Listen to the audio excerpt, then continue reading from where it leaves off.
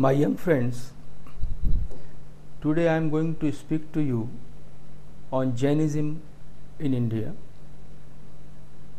and it is one of the most important and the living religions in India. But before I take up Jainism as such, I would like to get you familiar with the word dharma, which is used for religion. So dharma in Indian context, for any religion in India,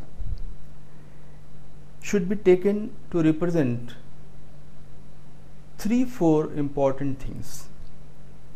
It should not be taken to be the rites and rituals, what usually is taken.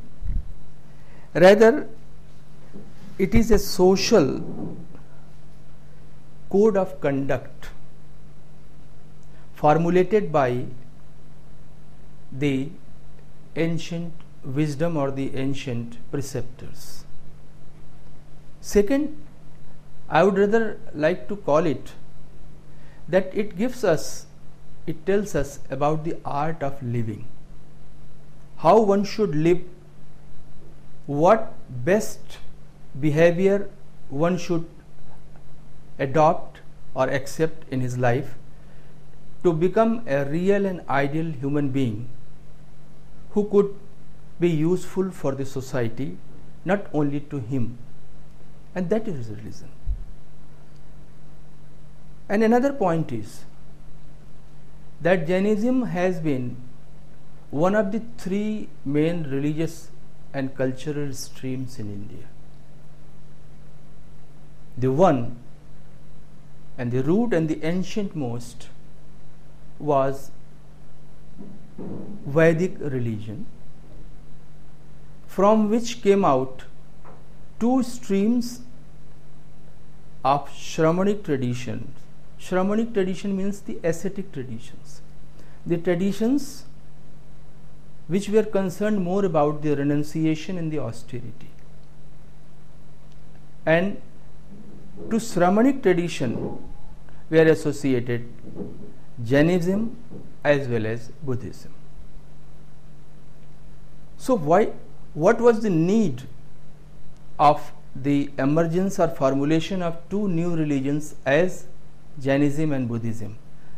I am deliberately using Jainism first and then Buddhism because definitely Jainism was older than Buddhism, at least 250 years. Because in Vedic tradition, which gradually flows to the Puranic tradition or to the time of the Puranas, we know a number of Puranas are there. In course of time, in its practical use, a number of things came in which were not accepted by some of the segments of the society. And those points were disparity of caste, sacrifice, that is yajna, and rites and rituals, and finally the ultimate belief in God, in the existence of God, and the God or Ishwar taken to be the creator of the entire universe. So Jainism and Buddhism came out with the denial of these above points to establish or rather re-establish the earlier focus of Vedic tradition of the parity of caste, and to have the things in origin wherein the society was taken to be a unit as a human being, and different limbs of society being the body limbs of that great person which is called or known as cosmic man, Param Purush. Now coming to the Jainism. One thing as to its antiquity, when we start studying anything, the first question comes regarding how old that religion or faith is. I would call faith, that is code of conduct. They have given their own code of conduct, which was more nearer to the social code of conduct or social obligations. I would just gradually let you know. So, at least historically speaking, Jainism is known or was founded at least in the 8th century Common Era. 8th century before Common Era. And with its beginning, we find that gradually a number of preceptors were thought of who propounded and propagated Jainism and its tenets or the principles. There are few words which must be clear in your mind, which are being used while studying Jainism. The first is the jinn. Jinn means the victor, a soul, a person who is invincible. Invincible not in material worldly terms but in spiritual terms. A person, a preceptor who has been able to win over himself, his desires, he only can become jinn or the victor. Another and the older expression of the word being used for the Jain is a nirgranth. Nirgranth means one who is free from bondage. Bondage of what sort? Bondage of his own actions or the karmas. We all know that everybody performs actions, and due to his passion or involvement into his own action, seeking the result accordingly, that action becomes the binding upon a person. So nirgranth is one who is free from that bondage. He only performs, he only acts. And in earlier inscriptions, we do find reference to this word frequently. Another word which is being used for the Jain pontiff or preceptor is Vitaragi. Vitaragi means one who is free from desire and passion, who has taken himself above the desire and passion. And still another word is Tirthankar. The most commonly word nowadays being used is the Jainas and the Tirthankaras. And from Jain came the religion as Jain and then Jainism. Tirthankar means a preceptor, a person who is so sacred, whose actions are so sacred, pious, and moving or leading towards the humanity, welfare of the humanity, that he becomes such a person that the places associated with him becomes the place of pilgrimage, that is Tirth. So these are few words through which we know the Jainas, Tirthankaras, and thereby from Jain the Jainism. Now, the nucleus of Jainism is the concept of 24 Jainas, also known as Tirthankaras, as I have already explained just now. The Jain literature and the tradition says that there were 24 Tirthankaras. They believe in unending time cycle, which has been divided into two. One, when it goes in ascending order, it becomes Utsarpini, and when the virtues, merit goes downwards, it becomes Avasarpini. So the present age we are living in, according to the Jain texts, is the age of Avasarpini, or the deterioration of the virtues and the human qualities. And in this age, the concept of 24 Tirthankaras are found and which are mentioned in Jain texts, right from Kalpa Sutra, the 12 Ang texts, which are the earliest Jain texts, Paumacharya, Trishashti Shalaka Purush Charitra, Padma Purana, Mahapurana, and a number of other texts. All of them speak of the 24 jinas of the present Avasarpini, or the aeon, or the age. Of the 24, the first is Rishabhnath, also known as Adinath. Adinath means the first of all the 24. And interestingly, when he is being eulogized, he is being worshipped with 108 or 1008 appellations, or the names, and those names mostly include the names of Shiva, Shiva of the Brahmanical tradition, the Vedic tradition.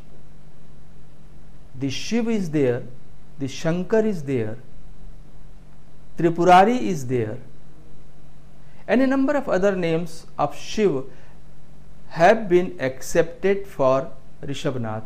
And here comes the interaction, as well as the relationship of between the first Jin or Tirthankar of Jainism and Shiva, another god of another tradition, Vedic Brahmanical tradition. So we actually take the things in a very narrow way, narrow sense, but in actuality, our Indian heritage, Indian wisdom has taken the things in a very broad base format that is to be understood. And another 20 Tirthankaras are there. Then the 22nd, I am talking about the four most popular or important or most worshipped jinas or the Tirthankaras. The 22nd is Neminath, also known as Arishtademi. Interestingly, he has been associated with Brahmanical tradition by way of developing a relationship with Vaishnavism. The Jain texts, as I have referred to earlier, they all invariably mention that the Balaram and Vasudeva Krishna, the two very important deities of the Vaishnava tradition, were the cousin brothers of Neminath. And here comes the interaction, which is to be understood and which is important nowadays to understand religion in a broad horizon or in a broad canvas, and then only it could be of more use to the humanity. Then another one is Parshvanath, who has been 23rd, and Parshvanath, the 23rd Jin or Tirthankar, is taken to be the historical one, and his time was 8th century before Common Era. Means at least 250 years before Gautam Buddha or even the last Jain Tirthankar Mahavir. And the actual founder of Jainism was Parshvanath. Because we distinctly know that he propounded Chaturyam, means the 4 tenets of Jainism, and those 4 tenets became the key of Jainism, and not only key to Jainism but key to humanity, peace, or the welfare of the entire world down to the present day. This is the relevance of the religion. Religion, when I talk of Jainism, should not be taken only something which was concerned with the past, which was useful for the past, which provided something, code of conduct or art of living, as I have explained, which was relevant in the past.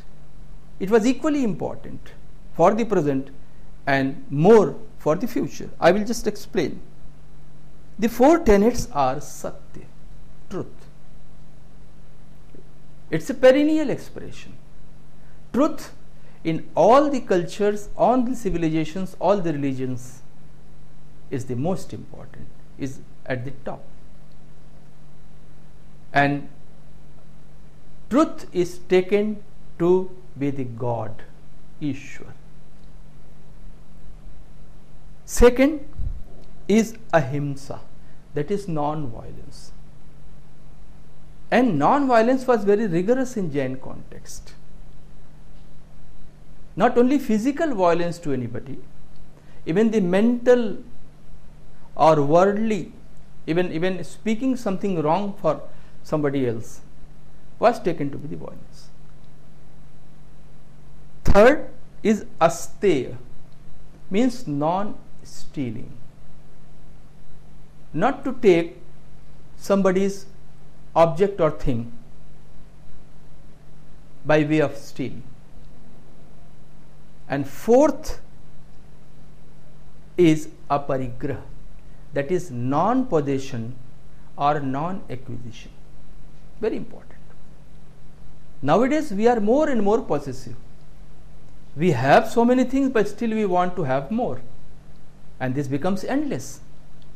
And when we go for having more and more, we become possessive. In worldly terms, it becomes endless, and definitely that causes trouble for the most of the people in the society or in the world.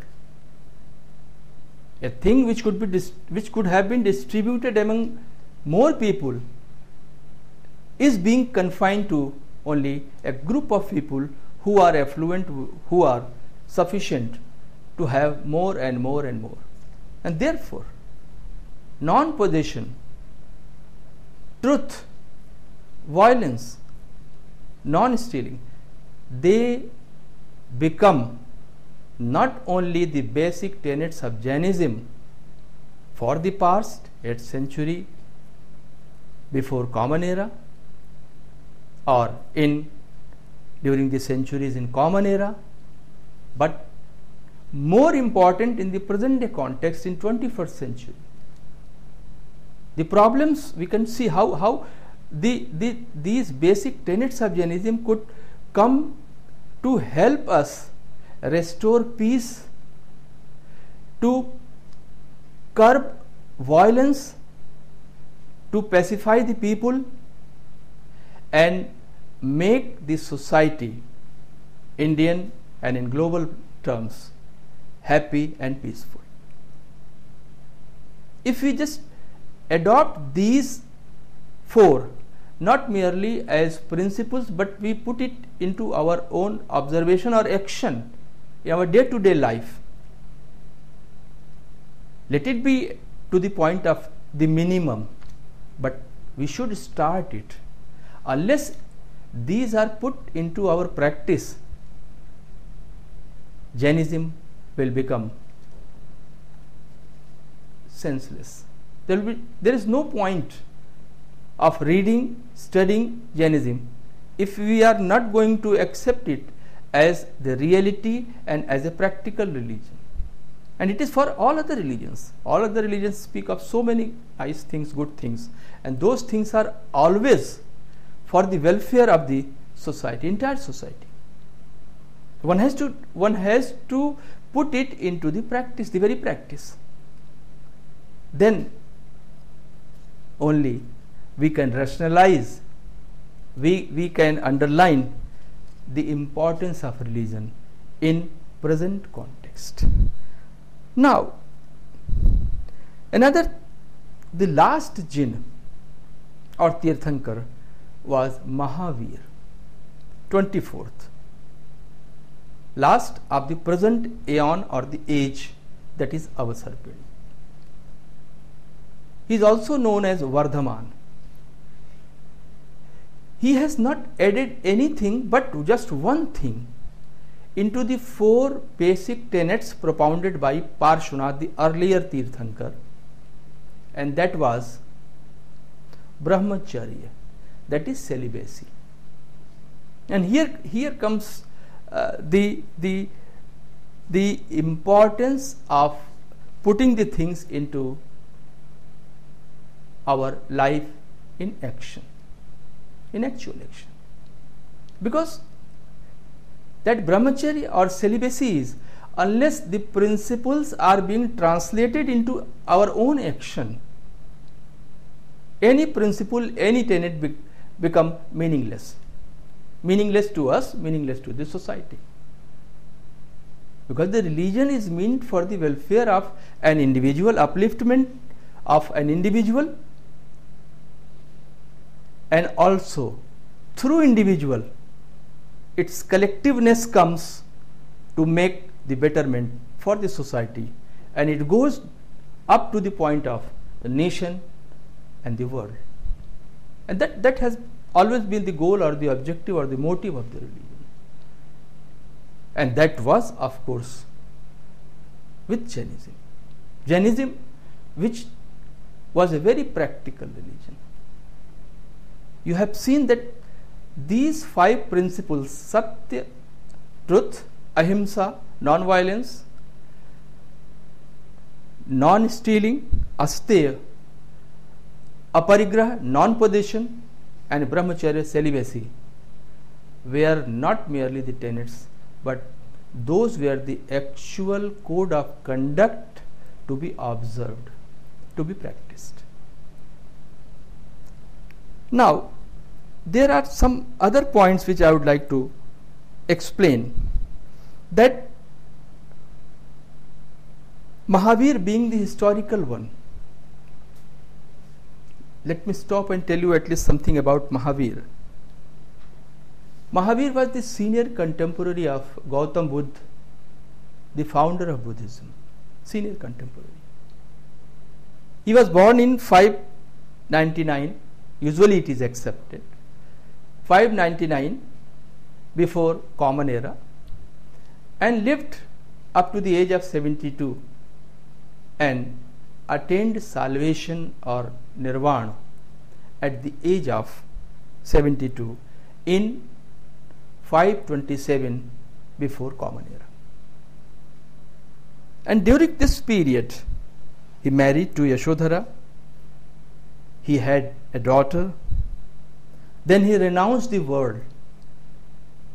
At the time of enjoying the royal authority and royal power, he decided to renounce the world, the material possessions, and take the path of non-possession, renunciation and austerity, which were the basic or the core of Jainism, and which are the core or the basics of Indian culture and tradition as well.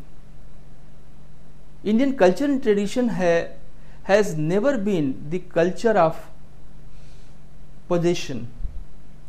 Rather, it was the culture of renunciation. Not the bhog, but tyag. And the austerity, that is sadhana.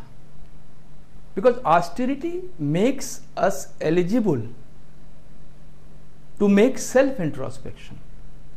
And through self-introspection, we are confronted with ourselves. And when we are confronted with ourselves in the process of self-introspection, we know the truth. We know the reality of life. We know that what duties we are supposed to perform. Our lives are not meant merely for, as an individual, for me only, but for the entire society. So that way, that meditation, that sadhana or austerity is the main thing which makes you capable of that realization. And that point of realization in Jainism is called Kevala Jnana, absolute knowledge, knowledge and nothing else, Keval Jnana. And that comes only through the process of deep and long meditation, that is self-introspection. And once you know yourself, once you know what for you have come to this world, well, you can prove yourself to be the best man for the humanity, for the entire world. Mother Teresa, Vivekananda, Gandhi, Lincoln, hundreds and thousands of names are there in 20th and 21st century who could do this, who could know them. And that is the actual purpose of any religion, and that way of Jainism as well, which Jainism very successfully propounded and led to the people who embraced or accepted Jainism to adopt that particular line for their life. It was patronized, of course, by the rulers, the kings, the ruling class, but not to that extent as we find with Buddhism as well as with Vedic or Brahminical religion. I won't call Hinduism, because Hinduism has become a misnomer. When we use word Hinduism, it means all the religious and cultural streams are being included. The Vedas will be there, the Puranas will be there, the Buddhism will be there, the Jainism will be there, and all when taken into one or as one will become Hinduism. So Vedic, Buddhism, Jainism. In Jainism, the main patrons were Bimbisara, just for information, Ajatashatru, Chandragupta Maurya, a great ruler, who for the first time consolidated the political integrity or unity of India. Then his grandson Samprati, and then comes Kharvel of 1st century before Common Era. Kharvel was Jain, and he is known only through his inscription, which comes from Orissa, that is Hathi Gumpha inscription. Means Hathi means elephant, Gumpha means cave. And then comes Nag Bhatt of Pratihar dynasty, 8th century, and then Kumar Pal Chaulukya of Gujarat, Amogvarsh of Rashtrakoot dynasty. So these were the main rulers, and some of the ministers, army commanders, they did also had leaning towards Jainism. They extended support to Jainism. But let me categorically underline that Jainism was a religion supported more by the masses. I repeat, more by the masses. It was a community religion, which is being proved by the texts and the inscriptions. Inscriptions of the Kushan period, inscription from Khajuraho, inscription from Osia, and a number of other places, which speak of support to Jainism by the business community, the tradesmen, mercantile class, and the common man. And I would just quote one thing, how Jainism penetrated into the social structure to the point of the common man in India. In inscription it is said that they patronized Jainism, they contributed in the making and the installation of the Jain images, Jain idols which were to be worshipped. And do you know who they were? They were carpenters, they were ironsmiths, goldsmiths, sailors, dancers, and even the prostitutes. And now here comes that disparity, the classless, the casteless society. Religion, Jainism was open to all. It was therefore accepted by all, by the masses, and they supported as per their capacity, financial capacity. In the very beginning I have underlined that Jainism was a very important religion in the past, and it is a living religion in the present. In the present, lakhs of people outside India, in Europe, America, have accepted Jainism. They are living their lives according to the tenets of Jainism. And again, most of them are related to the business class. Another point which is very important, that what is the relevance of Jainism today? I have spoken about the basic tenets of Jainism, being the 5 great principles or the Panch Mahavratas: Satya, Ahimsa, Asteya, Aparigraha, Brahmacharya. Very relevant today, rather more relevant than past. What is the main problem today? The main crisis, the main global crisis today is the crisis of peace and violence.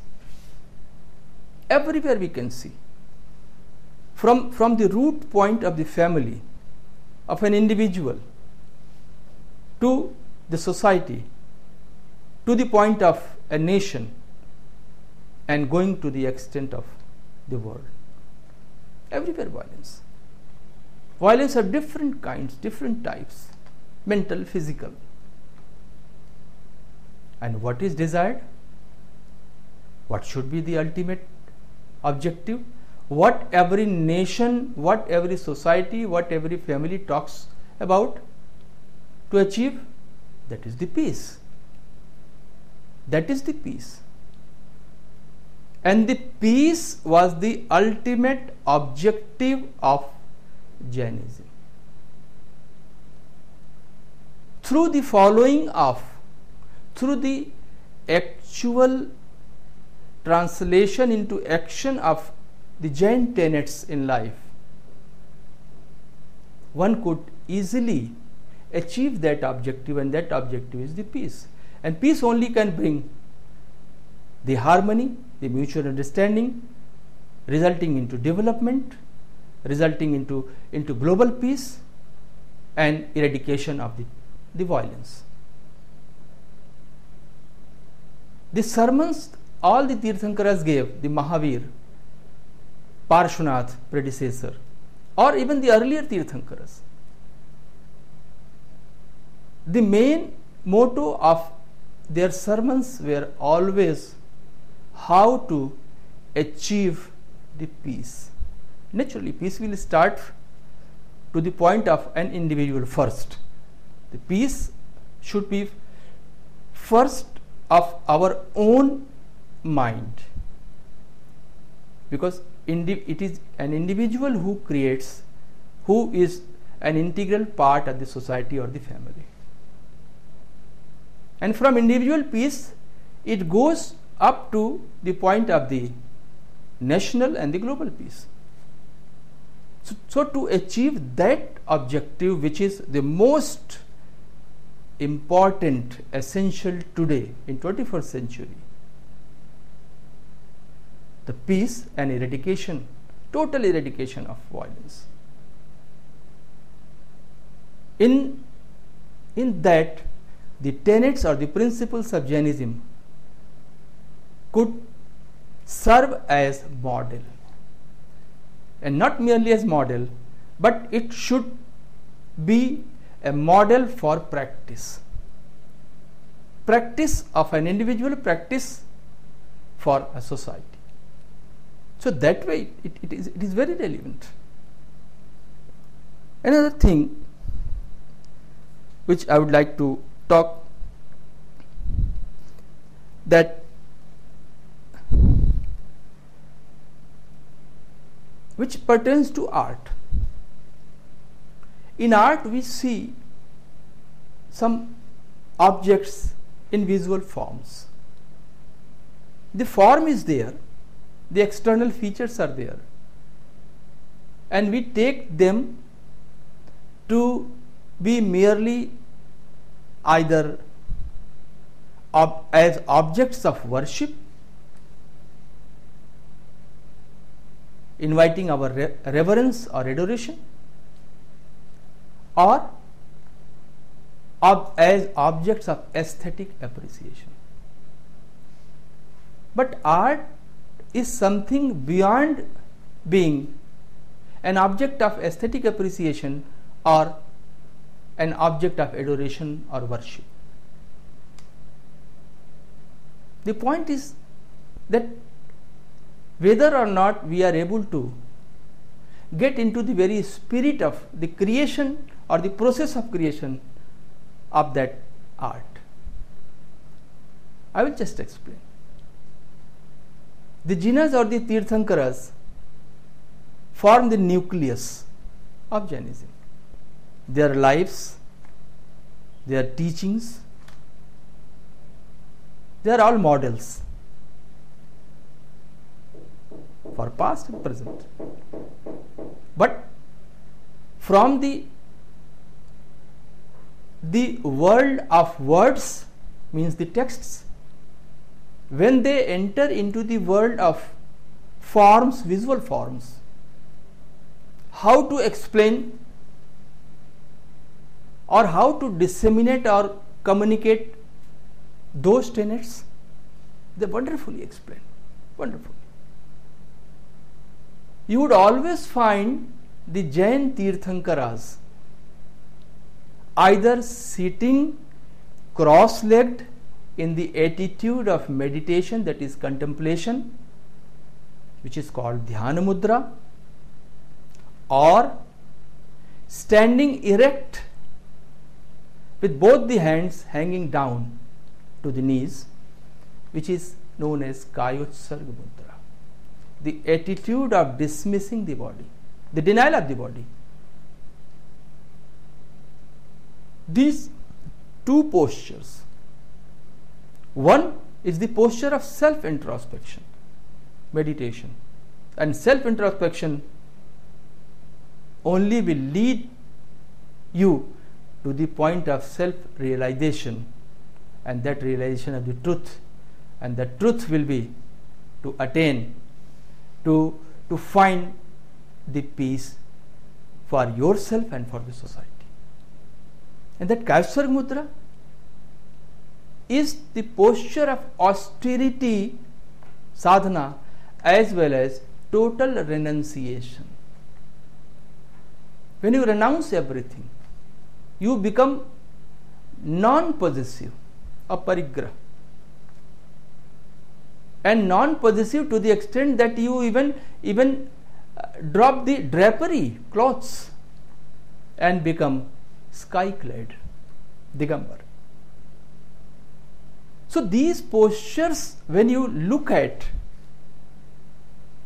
in the images of the Jain Tirthankaras, tell you to be self-introspective, to be non-possessive, to take the path of austerity, so that you could be real, useful human being for the society.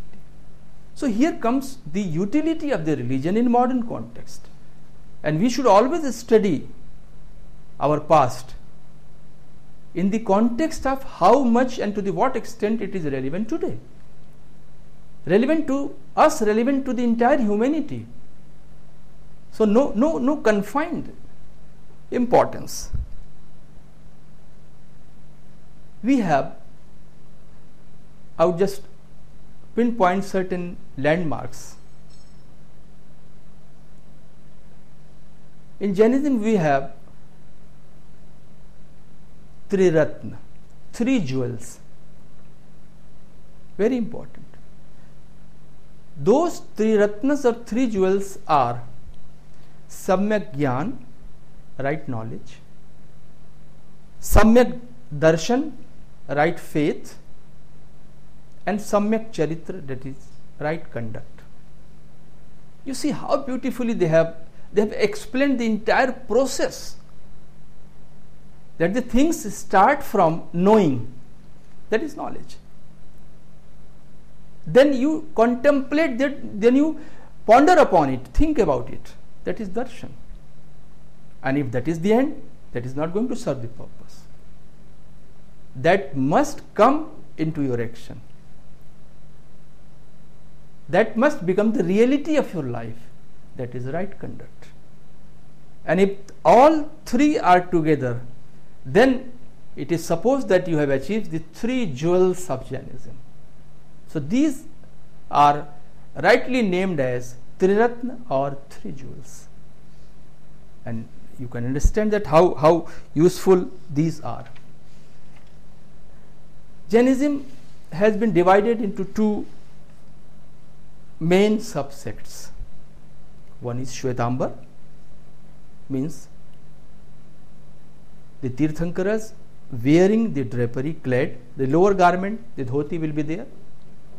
And the second is Digambar, means the sky clad.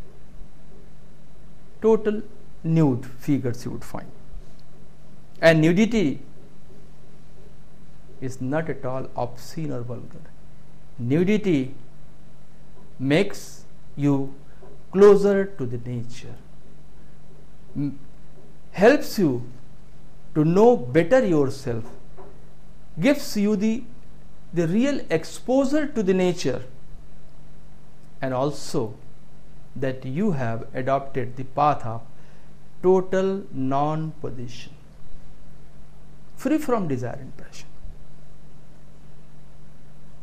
There are four-fold Jain organizations which are operative in past, which were operative in past, and which are operative even today, which include Muni or the ascetics, the recluse. Then Aryika means the nuns. And then the Shravak and Shravika, the male devotees, household devotees, and the female household devotees. You see, Jainism does not talk of merely the munis or the recluse, because it knew that any religion, including Jainism, could survive only with the support or on the support of the society and the families, which should cater to their daily needs by way of the alms or the bhiksha. So that way, it included in its Jain Sangha or organization even the people related to the family, male and female both. Another thing is that Jainism believes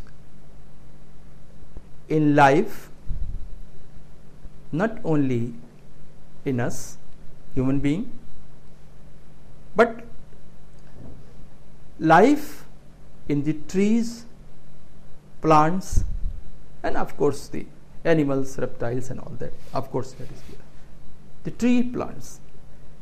And beyond that, in the inanimate object also. Superb idea. When we talk of life in inanimate object, the mountains, the river, the stone, when they have life, means if we are going to make any damage to them, means the damage to the nature, damage to the ecology, that would cause violence.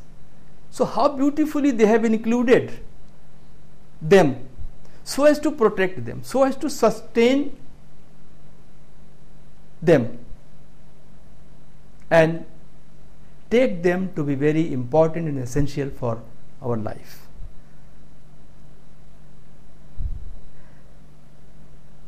And philosophy. So many things related to the Jain philosophy is there. But I would talk of only one. That is about the manifold truth, which is called Anekantavad or Syadvad.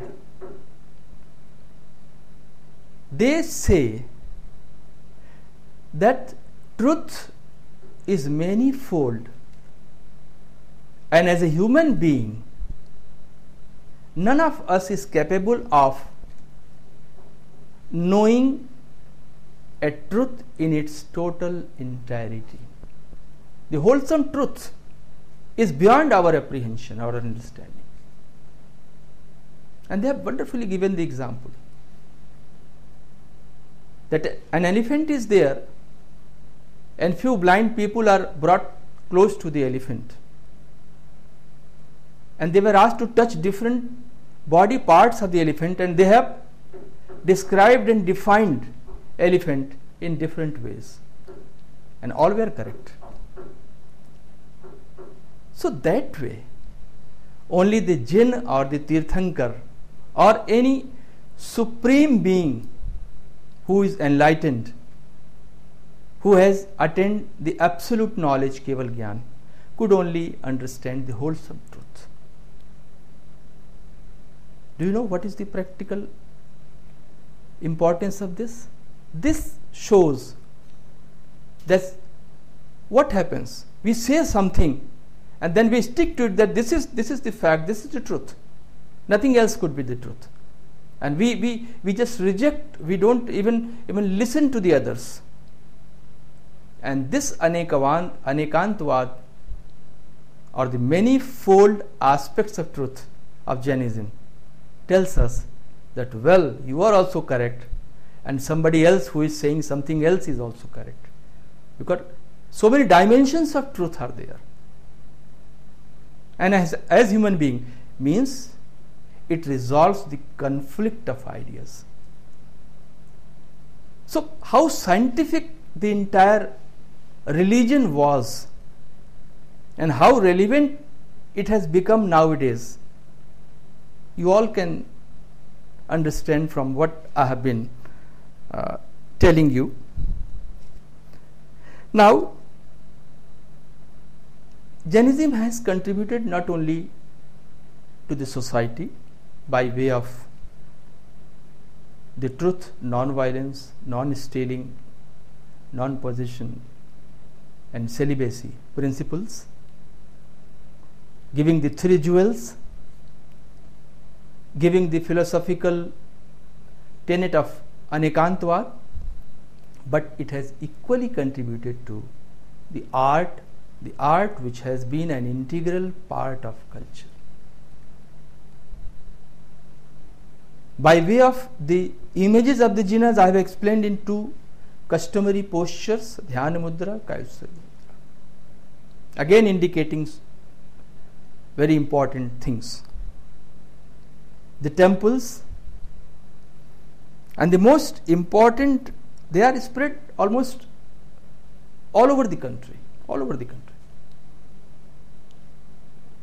But the most important of them are at Osia in Rajasthan, Khajuraho in Madhya Pradesh. You must be knowing Khajuraho for Brahminical temples, the temples of Shiva, Vishnu, Shakti. But equally important is Khajuraho for Jain temples. Shraman Belgol, it is in Karnataka. And it is a place which the Jain tradition says that was visited by the great Mauryan ruler Chandragupta during the last days of his life. From Magad, that is Bihar, to Karnataka, that is Shravan Belgol. He all the way travelled with Jain Munis. And because of that, it became a very pious, sacred place, which resulted into that one of the finest creations of Jain art was carved out on the top of the Vindyagiri, the Vindhyan mountain at Shravan Belgol. And do you know what is that? That is the tallest ancient religious image in India and perhaps in the world. 57 feet high, monolithic. Just wonder. And do you know what does it represent? It represents not any jinn or tirthankar who were the highest, but it does represent Gomateshwar Bahubali, who was merely the son of one of the tirthankaras, Adinath. Now I will just explain how it became important, because through the carving of this image, and this image being the tallest of all the known Jain images, a suggestion was given, and suggestion was that, well, tirthankaras were destined to be tirthankaras. They ought to have attained that position. But here is an example who was not a tirthankar, Bahubali, also known as Gomateshwar, but because of the observance of highest point of non-violence, renunciation and austerity, he became an object of worship.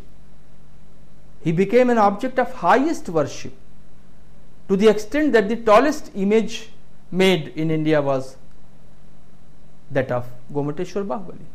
So here is a model that one man can elevate himself from the point of a man to the extent of being worthy of adoration, to that highest elevated point. And another very important thing is in Jainism is that they have always been careful. They always respected nature, and that sustenance for nature was not from outside, but they made nature indispensable, inseparable with the human being. That is important. If something comes from outside, and that is the problem today, we take tree to be something else or separate from us, not as part of us. And how did they do? Wonderful. All the 24 Tirthankaras have some or the other cognizances or emblems on the basis of which we do identify them. And those cognizances, if you just see and count, are either some tree, some bird, some animal. And all the Tirthankaras necessarily attains absolute knowledge, that is Keval Gyan, under some tree only. Means the association of the world of flora and fauna with the genus. So the moment we worship a Tirthankar, the flora and fauna is also being worshipped as an integrated or integral part of that. That is the beauty. And the most interesting and unique example that could be taken in the present day crisis of ecological imbalance. We are all talking about that. We are all trying to sustain that because we ourselves have made damage to that. The most important model to project the coexistence of man and nature could be the images of Gomateshwar Bahubali I have just talked about. Do you know how he is represented? At Shravan Belgol, at Devgarh in Uttar Pradesh, at Khajuraho in Madhya Pradesh, at Bilhari in Madhya Pradesh, at Ellora in Maharashtra. The entwining creepers go around his body. They cover the legs, hands, chest of Bahubali. And what the text says? Text says Sarvang Sangini. The creepers means the nature, the word of flora has become an indensable part of Bahubali. It goes around. And besides that, we find deer, snakes either nearby the figure of Bahubali and mostly creeping on the body. The snakes, scorpions, lizards, all are dreaded ones, creeping on the body of Bahubali along with the entwining creepers. What does it suggest? Obviously, it does suggest, it projects the coexistence of man and nature. That man, along with the nature, in all its facets, in all its forms, could coexist, and that coexistence only could bring our prosperity. Because nature is for us, and if we cause damage to that, means we cause damage to ourselves. And for this, that great image of Shravan Belgol, which is 57 feet high and carved in monolithic stone in 983 Common Era, becomes a just wonderful example. Another landmark was that Jainism was very tolerant and assimilative in character. You can find Saraswati, the goddess of learning and wisdom. You can find Lakshmi, the goddess of prosperity. They all come from the Brahmanical tradition, Vedic tradition. We find the representation of the Ashtadikpalas, the gods of 8 cardinal points or the directional gods, which are to be found on the Brahmanical temples. They are found invariably on the Jain temples as well. The 9 planets, the Ganesh, the god of wisdom and success. So this process of assimilation shows that Jainism tried to make certain changes in the society, removing the disparity of caste, stress on sacrifice, that is yajna, the existence of God or Ishwar as the creator of the universe, but at the same time they have accepted what was good in the earlier tradition, in the Vedic tradition, Brahminical tradition, as I have pointed out. So that way, that mutuality helped Jainism to survive and prosper day by day. And I would show you that, just give you one example, that Jainism is a living religion today in India, being observed, embraced by lakhs of people abroad, is not that much living religion so far as Buddhism is concerned in India. Something very surprising. In earlier days, Buddhism was going ahead of Jainism during the time of the Mauryas, the Kushanas. But what happened? That gradually Buddhism developed some sort of intolerance. They became non-assimilative. And that intolerance went to the extent that they started showing Brahminical gods like Vishnu, Shiva, Brahma, Ganesh in humiliating or insulting position, that they are being shown as being trampled by the Buddhist deities under their legs, feet. So this was something which was intolerant attitude, which was not to be accepted and fostered in Indian soil or Indian culture or Indian cultural tradition, ethos. And therefore we find that Buddhism got popular in almost all the countries of South and Southeast Asia, but in its place of origin, gradually a decadence is shown, and gradually it looks that it was disappearing from 8th century Common Era onwards.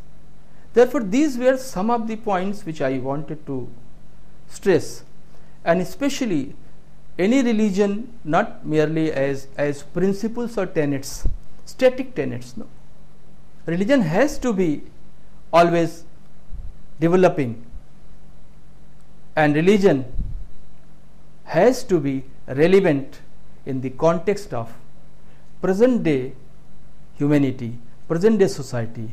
And Jainism, of course, as you have seen, that is very, very relevant in all its facets, in all its segments, in all its tenets.